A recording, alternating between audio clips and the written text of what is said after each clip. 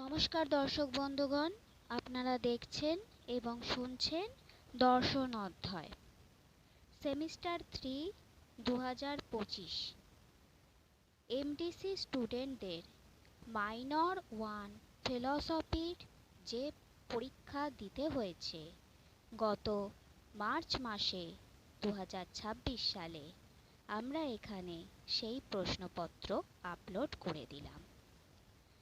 মনে রাখবেন, এটি এমডিসির MN1 পেপার।